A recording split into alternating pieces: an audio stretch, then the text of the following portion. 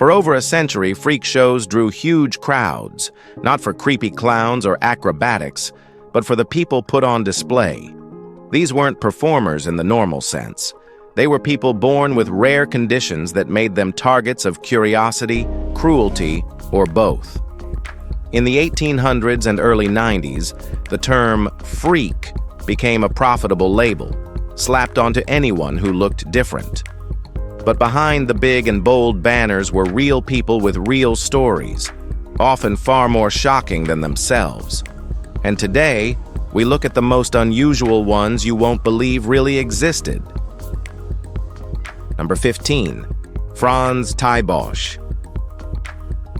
Frans grew up herding sheep in South Africa's Sneeuwberg Mountains. He was Korana, spoke several local languages, and briefly worked on settler farms, until he was taken to England in 1913 as part of a human display. Billed as Clicko the Wild Dancing Bushman, he gave people what they expected: bare chest, wild dances, and forced grins. At 4 feet 3 and leathery skinned, he fit the exotic image white promoters wanted. He toured Europe, then joined Ringling Brothers in the US. His manager refused to pay him until a company lawyer found him malnourished and canceled the contract.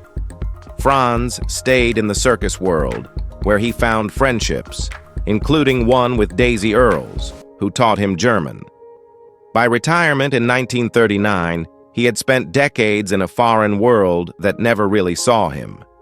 He died in Missouri in 1940. No birth record exists. No one knew his real age, but everyone knew his stage name, and that was what kept him in the show. Number 14. Caroline Kachami. Caroline was born in Palermo in 1815 and remains one of the smallest documented people in history. She measured around 20 inches tall and weighed less than 3 pounds. In 1824, she was taken to London by Dr. Gilligan, who exhibited her as the Sicilian Fairy, or the Sicilian Dwarf. Crowds paid to see her walk, speak, and make small gestures. Audiences treated her like a novelty, never like a child. She appeared in drawing rooms, small theaters, and private parlors. Reports describe guests trying to feed her or lift her like a doll. Within months, her health declined. She collapsed after a show in Mayfair and died on June 3, 1824, at roughly 9 years old. After her death, her body was dissected, and her remains became a subject of medical fascination. Pamphlets describing her anatomy spread across England. She was remembered not for who she was, but for what she measured. A name preserved through inches, not years. Number 13. Hugh Bailey. Hugh Bailey didn't stand, he folded. His limbs were bent from birth, twisted in ways most bodies never would be. Depending on the show, he was billed as Pretzel Man or Crawfish Boy. Beneath the names was a teenager trying to live inside a body that wouldn't let him rest. He moved by crawling, dragging himself forward with his arms. It wasn't polished, but it was real. In 1974, he appeared in the horror film The Mutations, playing himself in a world where truth and performance blended. Most of the time, he lived on the outskirts of the sideshow world, too authentic to costume, too visceral to ignore. Hugh had no monologue, no rehearsed act. He didn't need one. His presence made people stare, then look away, then stare again. He lived in a world obsessed with symmetry and straight lines. Hugh's body didn't fit those rules. He was shaped like a question, one he never answered. He simply existed, and that was enough. Number 12. Billy Owen. In 2009, Billy Owen was a new dad and full-time motorcycle mechanic when what looked like a sinus infection turned out to be sinonasal undifferentiated carcinoma, a rare, fast-spreading cancer. By the time doctors realized, the tumor had destroyed half his face. Surgery removed his right eye, part of his jaw, his sinus cavity, and nerves, leaving a visible hole straight through his skull. Billy didn't hide it. He didn't wear a prosthetic. He walked into haunted houses, sideshows, and horror film sets, turning what remained into something powerful. He could pass a finger from his mouth out through his socket, and he used that not just to shock, but to reclaim control. The only person who never blinked was his son, and that kept him grounded. Over time, Billy became a fixture in horror communities and a voice for delayed cancer detection. He never wanted sympathy. He just made something new with what he had left. Number 11. Hans Langith. Hans never set out to break records. He just never saw the point in shaving. What began as a local beard-growing contest in his 30s grew into something extraordinary. Decades later, that same beard stretched over 17 feet long, making it the longest ever recorded. For a brief time, he toured the sideshow circuit, where people paid a few cents just to see it. But Hans wasn't a freak. After the novelty wore off, he returned to the quiet life of farming alongside his wife Anna and their kids. When he died in 1927, a section of his beard was preserved, now housed in the Smithsonian. It's strange what defines a person after death. For Hans, it wasn't wealth or fame, it was stubborn patience. That never-ending twist of hair became a timeline of his grit, a record of a man who never chased attention, but ended up etched into circus history anyway. Number 10. George Lippard. George Lippard never wanted the label freak. He was born in Germany, like his 6 siblings, normal parents and normal start. But George had 3 legs, 2 fully formed, 1 small and rigid, attached near his right hip. It didn't function, but it was undeniably there. Later, doctors discovered he also had 2 hearts. Somehow, both beat independently until one failed. Yet he kept living for 2 more weeks with the other silent in his chest. George spent most of his adult life performing in circuses. He didn't dance or tell jokes. He stood, spoke plainly, and let the crowd decide what to think. His body was the act. He died in 1906 from tuberculosis. For all the focus on his extra limb or unusual heart, what stood out most was his humility. He was quiet, private, ordinary even. The banners sold what looked strange, but the real story was the man behind it. They came to see what was wrong or amazing. They missed what was human. Number 9. Zelma George. Zelma wasn't a performer in the traditional sense, but what she did turned heads without fail. From Canton, she had a skill that seemed almost unreal. She could write with both hands at once in opposite directions. One hand forward, the other backward. Mirrored, upside down, reversed. Whatever way letters could form, she could do it cleanly, instantly, without pause. This wasn't a party trick. It was precise, fluent coordination that stunned scholars, performers, and circus crowds alike. Zelma didn't call herself a genius or a psychic. She simply trained her body and mind to act independently and made it look effortless. In a world where freak shows usually spotlighted the body, she stood out for what her brain could command. Her handwriting wasn't just legible, it was a performance of logic and beauty in motion. Zelma didn't twist her body or test pain thresholds. She bent language until it followed her lead. What others called impossible, she called Tuesday. Number 8. The Great Zadma. Daniel P. Mannix IV wasn't just a performer. He was a full-blown character. Born in 1911, he toured as the Great Zadma, a sword swallower and fire breather. But that was just one life. He graduated from the University of Pennsylvania, served in World War II, raised exotic animals, and became a writer who didn't flinch from the darkest corners of history. His books, Black Cargoes, The History of Torture, Those About to Die, weren't cheap thrillers. They were deeply researched and often disturbing, diving into cruelty, spectacle, and death. Those About to Die even helped inspire the film Gladiator. He kept wild animals at home and once watched a cobra fatally bite herpetologist Grace Olive Wiley. Obsessed with Oz, he collected memorabilia and created his own wonderland of the strange. His memoir, Step Right Up, stripped the romance from sideshow life and told the truth. Mannix wasn't just another oddity, he was the legend. Number 7. Irma Lustau. Irma never dressed it up.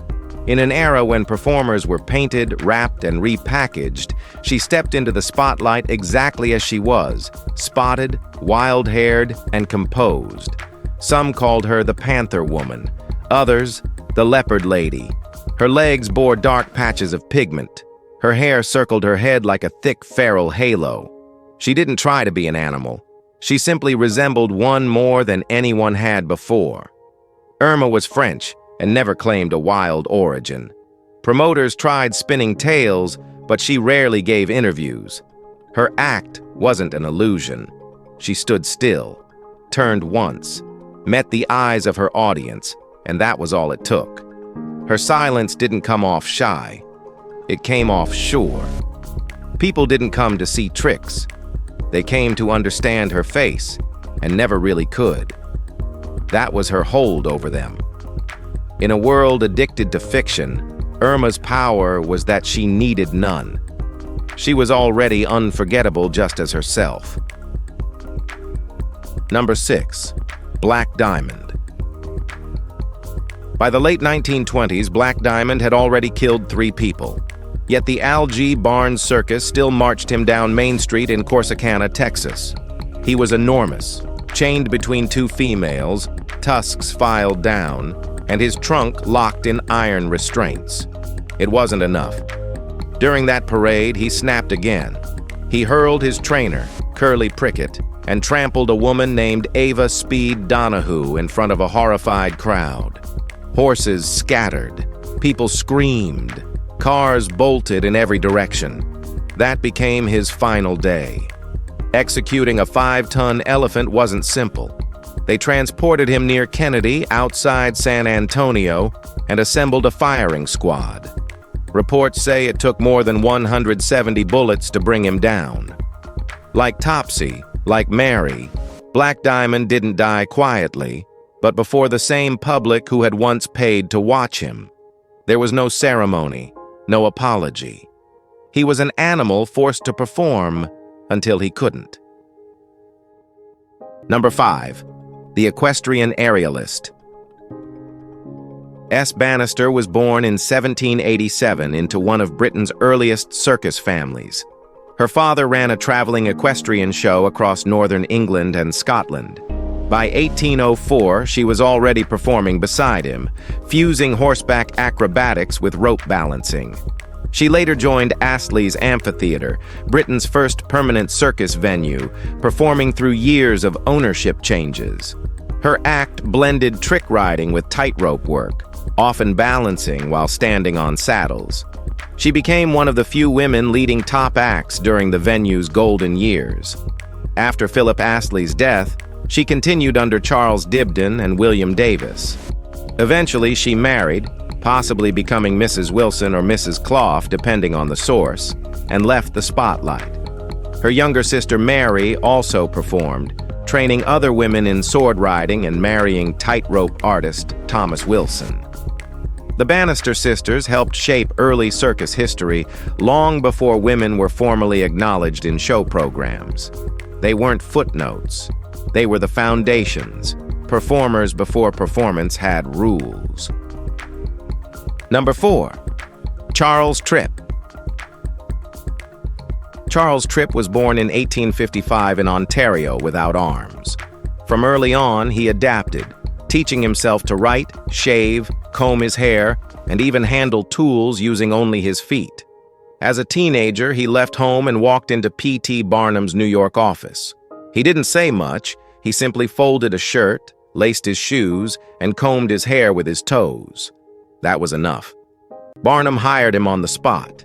Tripp toured with Barnum and Bailey for decades, never playing the part of someone helpless or bizarre. He signed autographs with his foot and sold handcrafted walking canes he carved himself.